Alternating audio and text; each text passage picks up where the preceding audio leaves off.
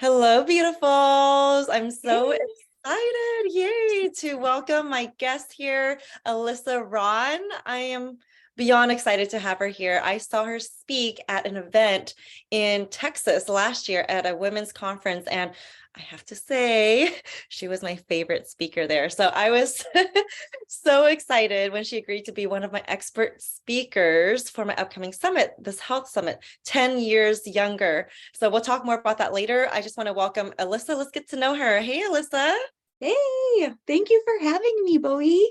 Absolutely. I am thrilled that you're here. I just love how you are so vulnerable, and just the way you connect with the audience is just so beautiful because you're not afraid to go deep. And that's something I recognized about you immediately at yeah, in Texas. So I just want to go into, if you can just share with my audience, like, well, what's your life now? Just tell us all the beautiful, amazing parts. Like, what's your life now? Give us a snapshot. My life now. I have been married to my husband for 11 and a half years. I have three beautiful boys, but they are 5, 3, and 1. So my house is insane. It can be crazy, but it's beautiful. And I have been able to really just create this space for women to help them and to help them see breakthrough. And I love that. I love getting to work with women in that way. So Oh, that's amazing. So when you say you work yeah. with women, what do you help them with? So I help them with fitness. I take women who, like those busy moms, those driven busy moms who feel like imposters in their life, and move them into warrior, and through fitness and through mindset coaching.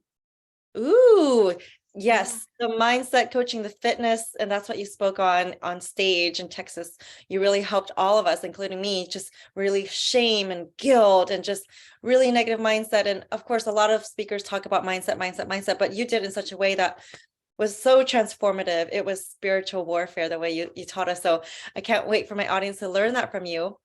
And so if we can just dive, my audience is really used to us diving real deep into, just the not so fun stuff people usually don't want to talk about. But I know you used to struggle with overeating in your past. And that's why you now, have turned this into your passion, and you help other women get their fitness together, get their mindset together. Like, people don't coach in certain areas for no reason. So I know you were overeating in the past. Can you share with our audience why, like what led to that? So I think there were a lot of different factors that led into that.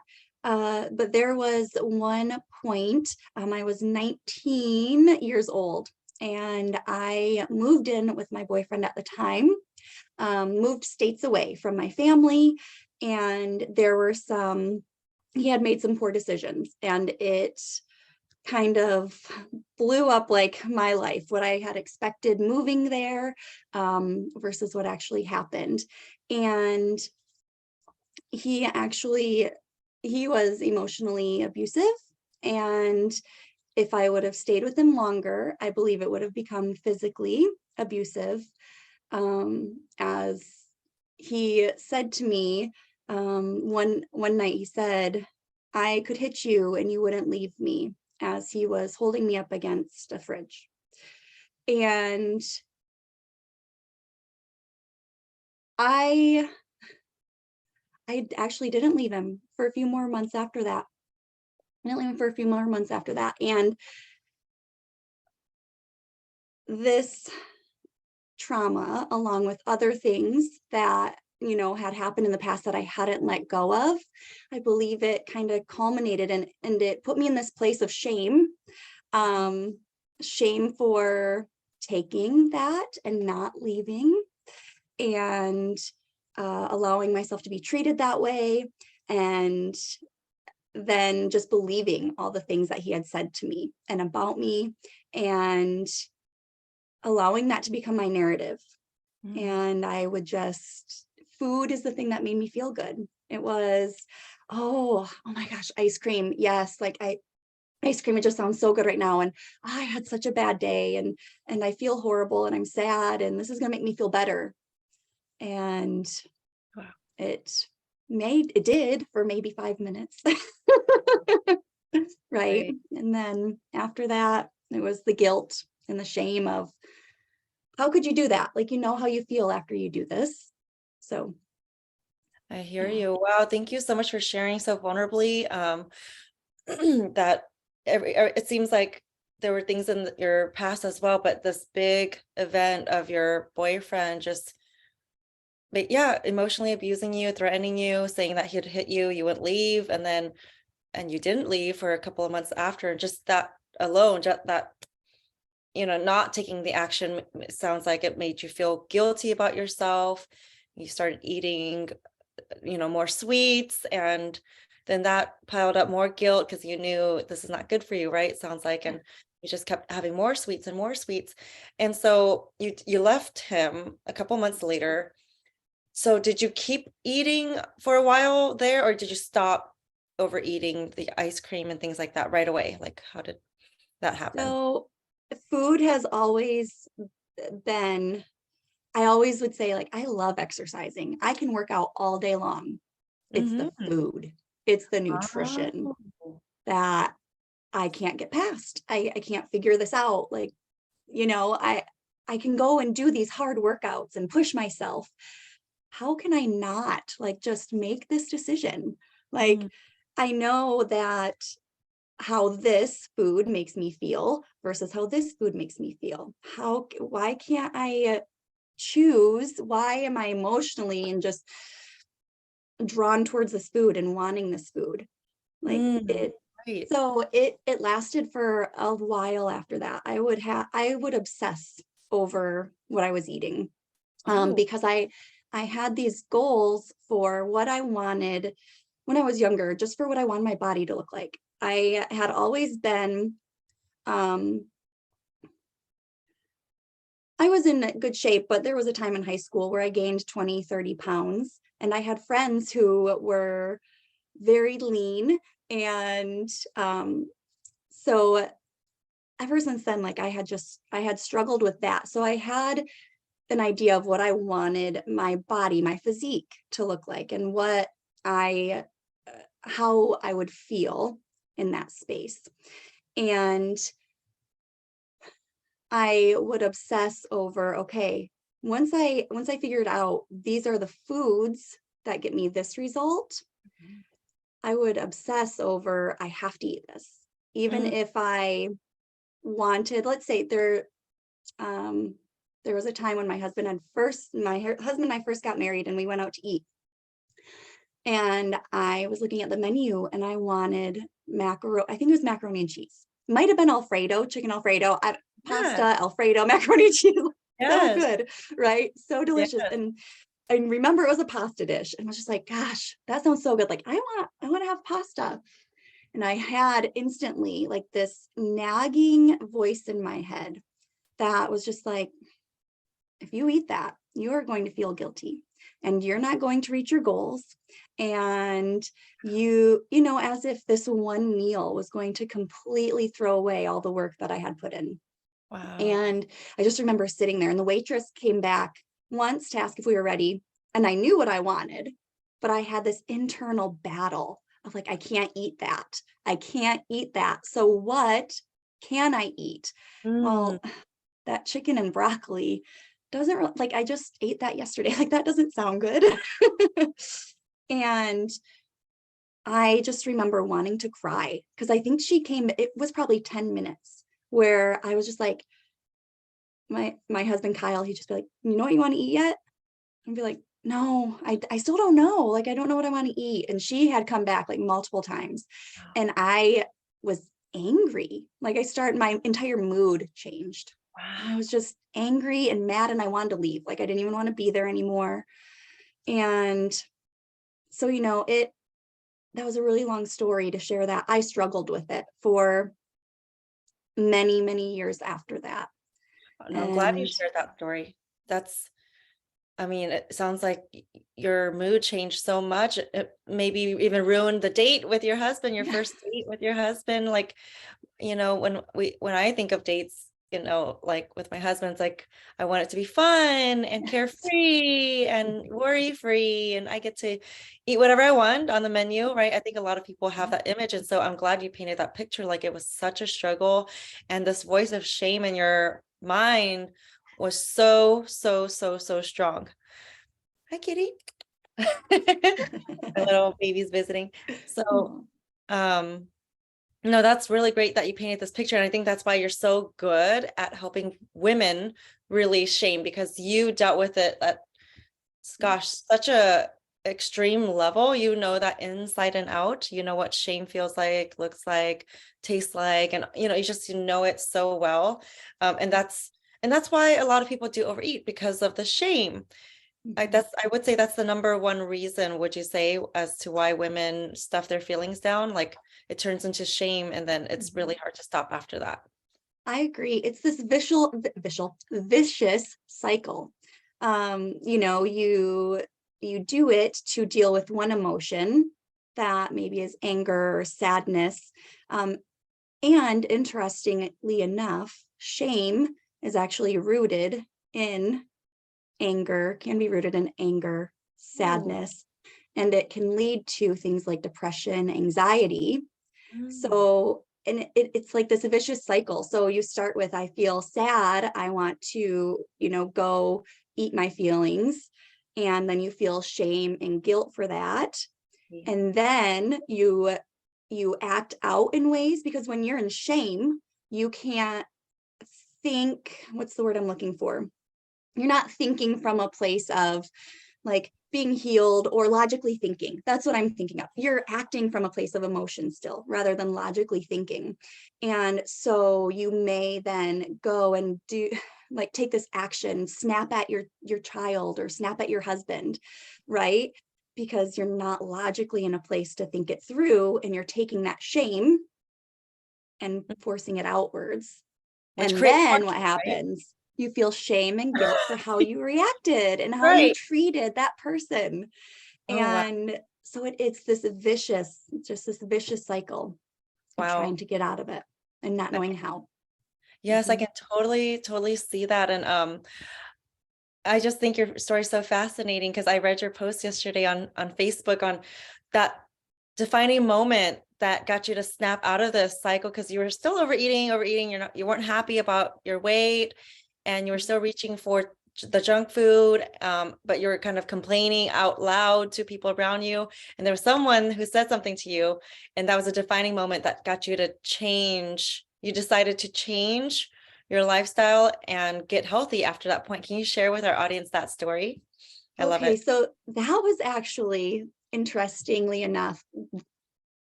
I have so much more to share as you keep talking to me. So that was actually what got me started on my fitness journey at the age of 16. Oh, So, yes. So, even before that point at 19, this had been an issue. I think it was at 19 when that happened with my boyfriend. I think that kind of just made it so much bigger, made it deeper. But I had been dealing with this since, oh my gosh, definitely 16 is a defining moment. I had gained 20 to 30 pounds between my sophomore and junior year in high school. And I remember standing, looking in the freezer, and I would assume I was looking for frozen cookie dough because we always kept it in the fridge. And that, like, cookie dough is one of my favorite things. yeah. And I was looking in the freezer and just complaining about, like, I'm I'm almost certain what I was saying. "Ugh, I'm so fat, like I need to lose weight," or, what is wrong with me? And my dad had overheard. And I think I had said things about my weight, wanting to lose weight for probably weeks leading up to that. And my dad, he just goes, "Alyssa, then do something about it." And my dad and I are super close. And I always know he is my number one supporter. And he's going to also tell me how it is. He's going to say, Oh, like, this is what I see. And, um, let's let's do something, like take action on it. Yes. And that has been such a catalyst in my life. But in that moment, it was, you're right. Like, why am I complaining? I'm in control here. I have the opportunity to do this. And at that point, though, I didn't know how. I didn't know, like, what even made me gain weight? Like, I know eating, probably not exercising. Like, at that point, I kind of knew that, but I was like, how do I lose the weight?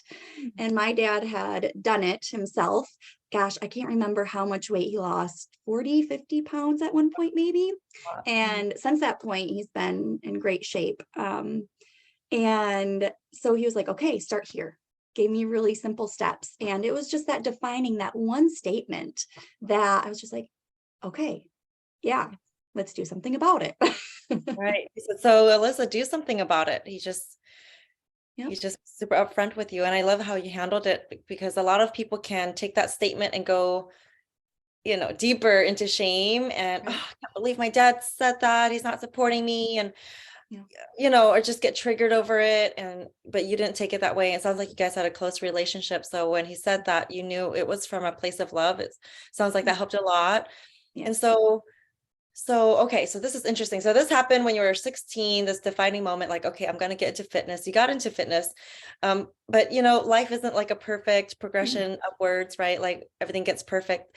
Things happen in life, and sometimes we get shot back down, and we got to find ways to get back up. So when you were 19, that's when you kind of went down again because of, just the way you chose to be in that relationship with your boyfriend. You chose to stay with him. So on my channel, we always talk about we're not victims, we make choices. So you Yes. chose to be with him, and that was Mhm. maybe a poor choice. And then that really affected, your just your self-esteem, and then you went back into overeating. So what happened after that? When did you decide to make changes to get to where you're at now? Okay. Um, well, I say, Or was it gosh, gradual, or was it like a boom, like, overnight moment? Like what happened? Like how did you get out of that shame cycle and overeating? so out of this shame cycle, there was another piece that Mm. pushed me down a lot after having my first son, having Oh, postpartum depression. And that was a big struggle. And he was a baby that had to be held constantly, constantly. Like I couldn't put him in the swing. I couldn't. that's And hard. so for him to not cry, I chose to hold on to him. And, um, and that was a lot with your life is completely different having a baby. I saw this beautiful post today about how the first year for a mom can be some of the most joyful, but some of the hardest and darkest, because you are working on, your heart is changing away from like this fear and selfishness almost. I don't necessarily want to call it selfishness, because we're just, we're human beings living our life until this changing point in time. But it's now learning like more selflessness, and love and protection and taking care of this little human being. And for me that year, it was really difficult.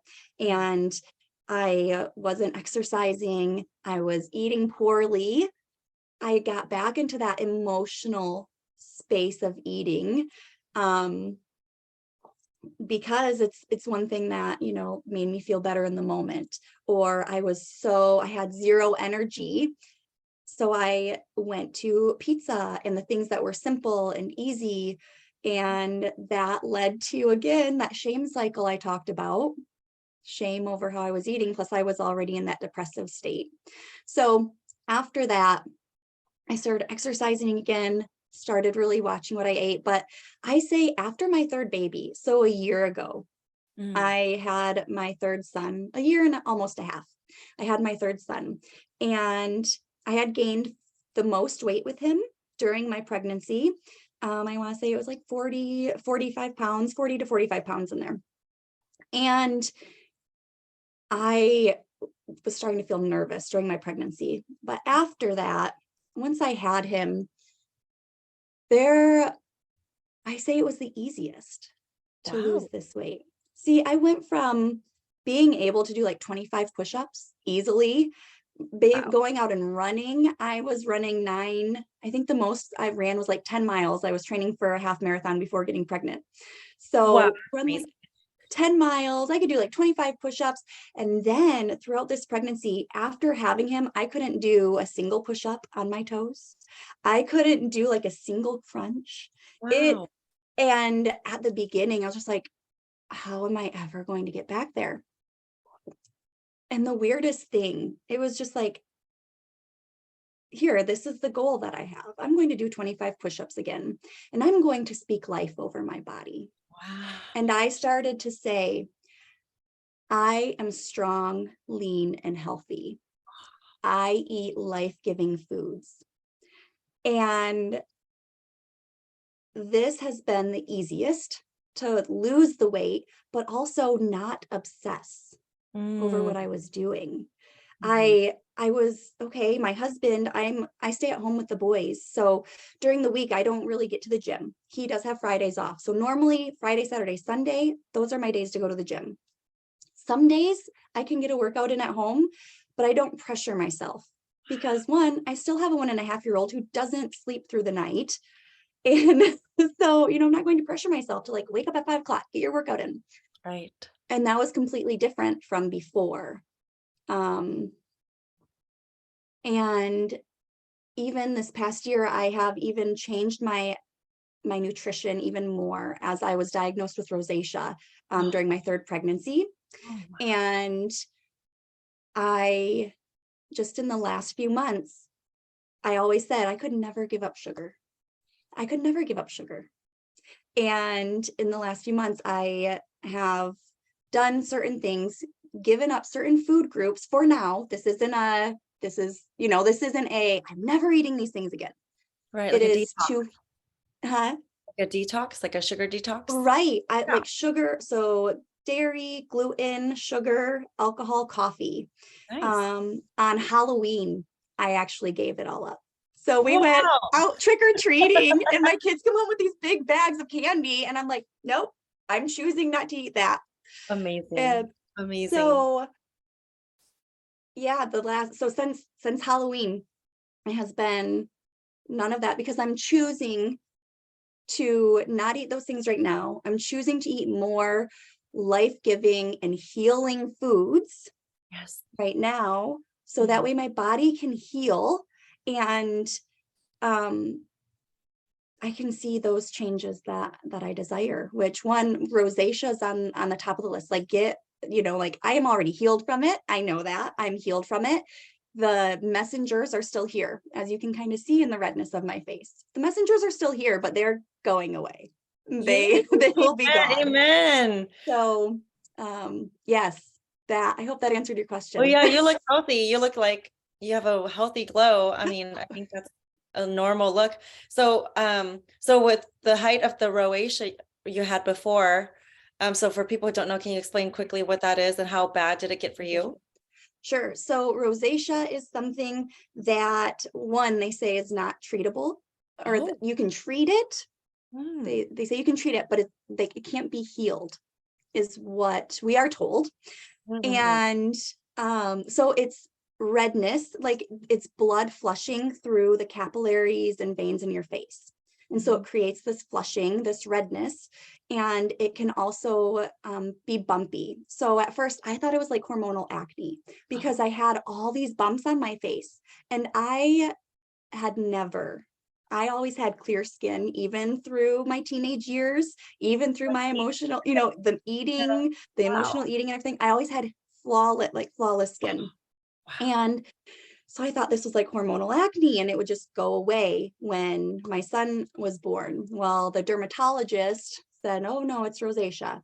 And so it was all these bumps and my face was red all the time. Like you Wow. think like you think you get embarrassed and people like turn the color of a tomato. That I've always done that. I would get embarrassed and like, I'd become this Aw. tomato. Well, it was constant, just red Wow. face, bumps everywhere. So in the last 3 months, 4 months, however long it's been, I've seen a dramatic change, a more even tone, a lot Yeah. through my forehead, through my chin, and it is clearing up a lot on my cheeks as well. And it's Amen. not nearly as bumpy. The bumps are the biggest thing. They're almost completely gone now. Amen. So Amen. yes, I love yes. it. So from what I'm hearing, your whole journey, when you did have the ups and downs, life happens, and then your first child, you went to postpartum depression, which is a big, big thing. I have a friend who went through that.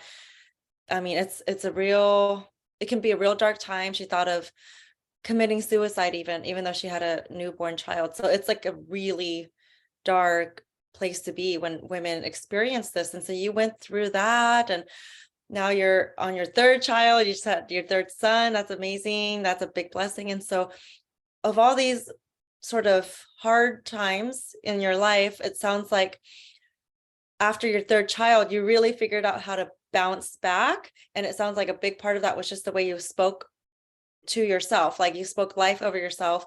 You realized the power of your tongue. And so I know you're going to be teaching our audience how to release shame during the health summit. And we're going to dive right into that. This is more of just a fun coffee chat just to get to know you. So would you say that was one of the number one ways for you to release shame, was to change what you were saying to yourself versus how you used to speak over yourself? Yes, yes, because shame, okay, I say that there is a difference. I used to say there's a difference between conviction and guilt. And Mm. now with more research that I've done, I say there's a difference between conviction, guilt, and shame. Wow, please explain. So Okay, interesting. so conviction is you did something that maybe harmed someone and or just hurt someone. You said something that was mean and nasty, right? And afterwards you're like, oh, I shouldn't have said that. Like that hurt their feelings, and you're looking at the action and how to change it. And I say, conviction, God convicts, right? Yes. In a loving way, not Yes. in a condemning way. So with conviction, there's no condemnation. With guilt, and you'll see it sometimes as like toxic guilt or unhealthy guilt. It's feeling guilt over just a whole bunch of things that maybe necessarily you don't have control over. It may be connected to like codependency or being made to feel guilty. Someone's Gotcha. making you feel that way, and or saying things that you're allowing to make you feel that way. Right. Um, and then there is shame, which is now condemnation of yourself. And Mm. it's not, I did something wrong, not necessarily wrong, but I did something that maybe hurt someone, or maybe it is wrong. I did something that was wrong, and now I'm going to take action to change that. Shame is, you are stupid. Why can't you get this right? What is wrong with you? And one question that comes to your head is, what is wrong with me? Wow. And that is what I continually asked myself as I fought through the emotional eating, as I fought through after postpartum depression, during postpartum depression. What is wrong with me? Mm. And so speaking then, turning from what is wrong with me to speaking life-giving words over yourself. Life and death is in the power of the tongue, and you will eat the fruit. You will Yeah. eat its fruit. And Yes. that is exactly what happens. And so, yes, when you start speaking these words of hope, of love, of encouragement over yourself, you start to believe it. And it's not even just the Bible. Now science is starting Yeah. to back it Yeah. up. Oh, of You're course. creating neural pathways, Absolutely. right? So, yeah. Absolutely. Oh, I love this so much. Okay. I know we get to go soon because, and I have a client coming up. Oh, I just want to keep talking. Okay. For people watching, if they want to know, like, what are some things that they can say right now? What are some life-giving things that they can say over their body, their mind? Like, do you have just like a few examples that we can start Oh, saying right now? Like if someone's struggling with their weight and shame and overeating, that kind of thing. mhm. What can they say? Think about where you want to go. Think about when you think, okay, instead right now you are thinking, this is wrong with me. I don't like this. Look at that. Okay, think about what do you want it to look like? Where are you going? And things that you can say. I am beautiful. I am lean. If you want to be lean, I am strong. Definitely say I am strong. I am strong. I am beautiful. I am courageous. I am joyful. I am persistent. I am consistent. Ooh, I like that. Persistent and consistent. Yes. What else? There are so many things that you can say. So many things. I am adventurous. I Ooh. am kind and brave. I am a powerful daughter of God. Oh, I see what you're saying. So these are more like characteristic affirmations mostly, and then some Right.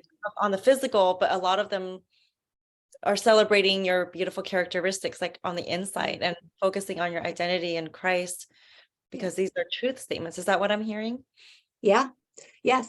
Yep. They're true. And you can take it, that is the main thing that is going to, because right now, when people are in shame, it's looking at who they are as a person. They're judging who they are, I not see. from a place of truth, not from a place of you are chosen, you are called, you Mm, are a daughter of God or a son yes. of God, you are a warrior, you are kind and courageous. But I do take it into food as well, because what you're telling yourself, you have beliefs Mm, surrounding what exercise is, what food is, right? And oh, how to nourish and heal your body. So if you're all the time saying, I hate exercising, oh my gosh, it's so hard. It is so hard, and I get sweaty and it's just miserable. Like, I hate cardio. I don't want to lift weights, right? So okay. instead, like, I just can't get motivated. Instead, I look forward to exercising. Ah, I I can't wait to go lift weights and get stronger. I'm eating life-giving and healing foods, I love that. I right? see. Okay, so okay, so it's all of the above. So it's All of the above. about your character, about how you see exercise, how you see your body, fitness, eating, life-giving foods. So you change the way you speak over all these different categories. I see. That's so amazing. That's so beautiful. I love this. Well, thank you, Alyssa, so much. I can't wait to dive super, super deep in the summit. So for those of you all of you who are going to come, it's called feelyoungsummit.com. Again, feelyoungsummit.com. I'll put some links down there to make it easy for you. Yeah, but please come. We have a whole bunch of experts lined up for you. We're going to have so much fun, and all the experts are going to give you freebies on top of it being a free event. So get your friends to come with you, your family to come with you, because what studies have shown is when you do it with a community, your success rate goes way up. But if you try to do it alone, chances are you will fail. So bring your friends, your family, so you can enjoy this together. Because when you learn all this information in like the 3.5 hours we'll be together, you're going to want to tell your friends anyway. And it's going to be really hard for you to relay 3.5 hours of information. So just have them come with you and learn together. And yeah, that's basically it. So thank you so much, Alyssa, for coming on and just sharing so vulnerably the things you've gone through and what has been helping you already. You just gave us one tool. So that tool alone can change your whole life. And she's going to come and share her personal secrets on how she is this amazing, fabulous, fit and fun mom, and helping other women do the same. No more shame. Oh, shame is so gross. So I can't wait to learn all the rest of her secrets. So thank you again, Alyssa, for coming on, and we'll see you very soon on Saturday, January 28th.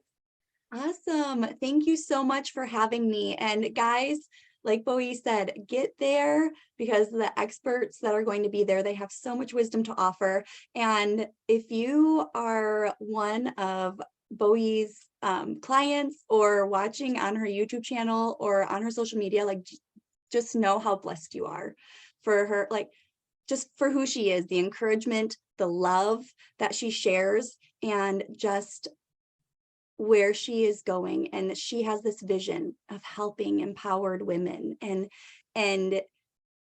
she is going to help millions, change millions of lives. So if you are lucky enough, blessed enough to be here and following her, listen to everything that she has to share.